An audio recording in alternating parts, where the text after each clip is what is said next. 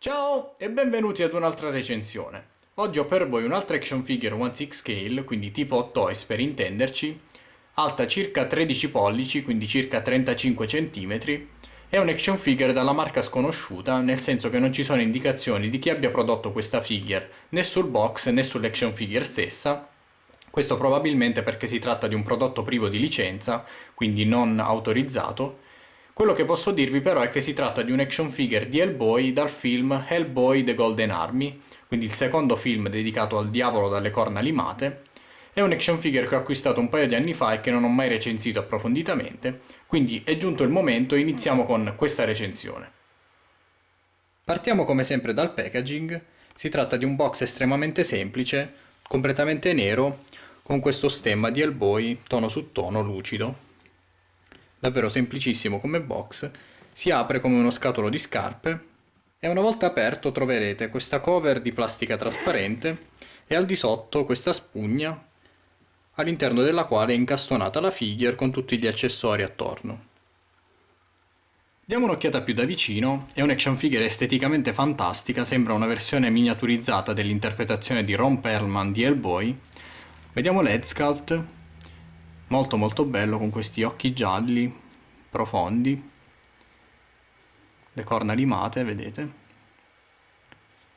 Questa mandibola e questo mento piuttosto pronunciati.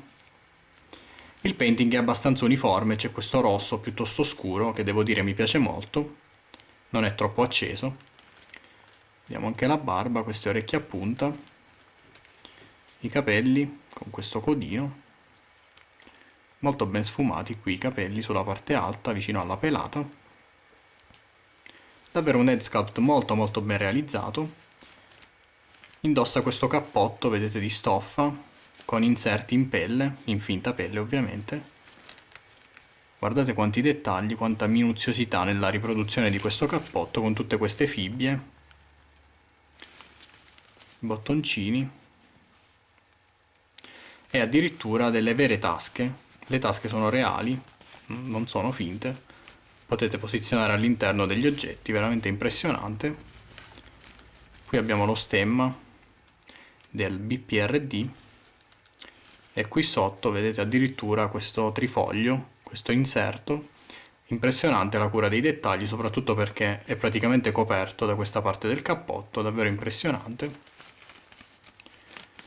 La cintura di Hellboy, anche questa in finta pelle, davvero molto ben realizzata e ricca di, vedete, di tasche, con la fibbia, con lo stemma appunto ancora del BPRD, la fondina, sempre di finta pelle, molto bella, realmente funzionante, può essere aperta tramite questo bottoncino.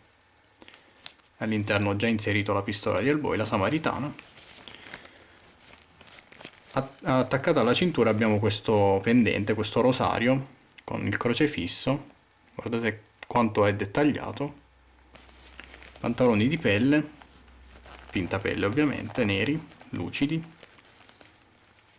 E una cosa che ci tengo a farvi notare sono le scarpe, perché sono delle scarpe realmente indossabili, a differenza della versione della Hot Toys.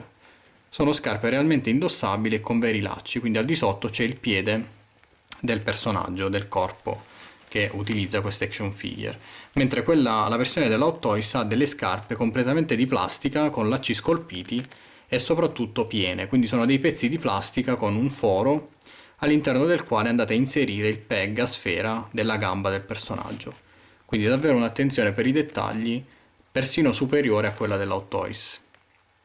Andiamo al di sotto, davvero molto ben realizzata. Vediamo il classico avambraccio di pietra di Hellboy, guardate quanti dettagli scolpiti e dipinti con questo nero che va a evidenziare le crepe sulla mano di Hellboy, molto bella.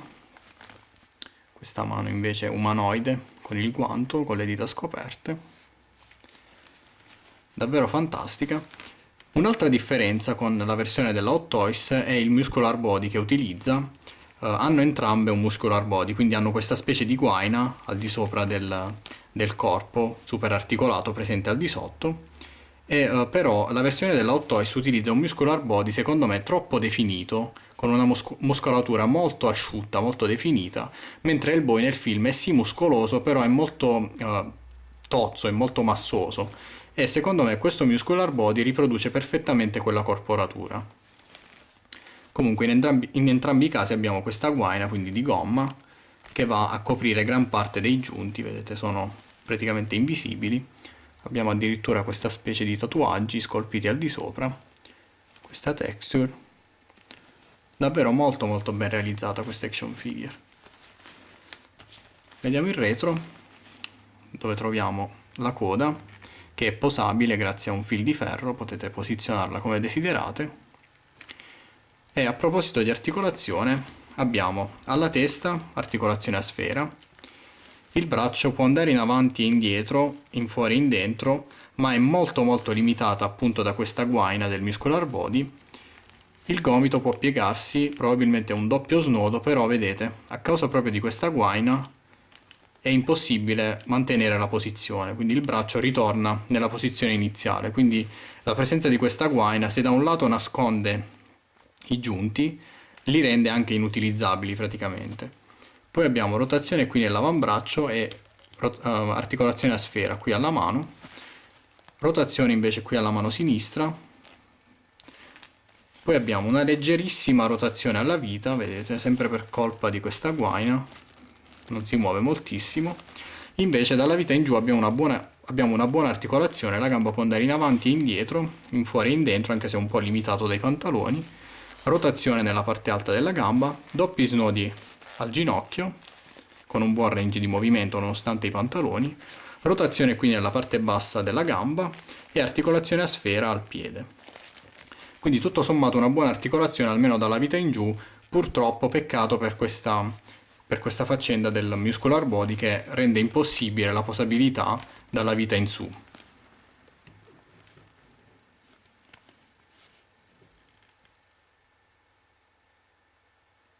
Vediamo gli accessori partendo dalla pistola di Hellboy, la Samaritana, davvero molto ben realizzata, vedete con lo stemma sull'impugnatura e questo pendente di corda. È di plastica, anche se per quanto è realistica potrebbe sembrare di metallo.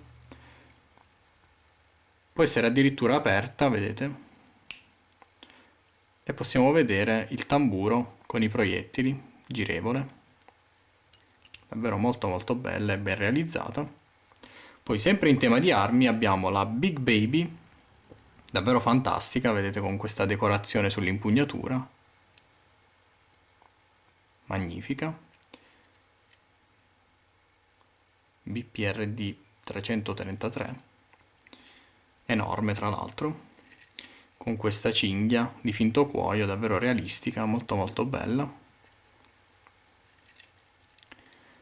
E questa pistola, quest'arma, ha addirittura 3 parti mobili, questa qui dietro, e anche la Big Baby può essere aperta e possiamo vedere i proiettili all'interno, che in realtà vengono forniti separatamente. Io ne ho inseriti 3, vedete ci sono altri 3 alloggi vuoti e gli altri 3 proiettili infatti ce li ho ancora separatamente. Ve ne mostro uno, guardate c'è addirittura il biberon sopra la cartuccia, proprio come nel film,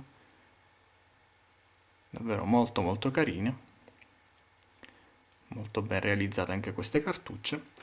Poi non abbiamo finito qui, abbiamo una mano di ricambio, una mano sinistra, umanoide, anche questa molto molto ben dettagliata, vedete tutte le vene, tutte queste rughette, queste mani molto rugose, con le unghie lucide, di questo rosso scuro, molto belle.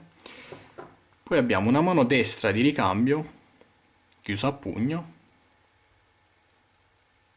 anche questa molto ben dettagliata. E dulcis in fundo abbiamo ben 2 head sculpt di ricambio, partendo da questo, vedete con questa espressione un po' schifata direi, con questa bocca aperta, molto simile a quella che vi ho mostrato precedentemente, però con questa bocca aperta. E la bocca è aperta perché si può inserire all'interno questo sigaro, ve lo mostro da vicino, piccolissimo,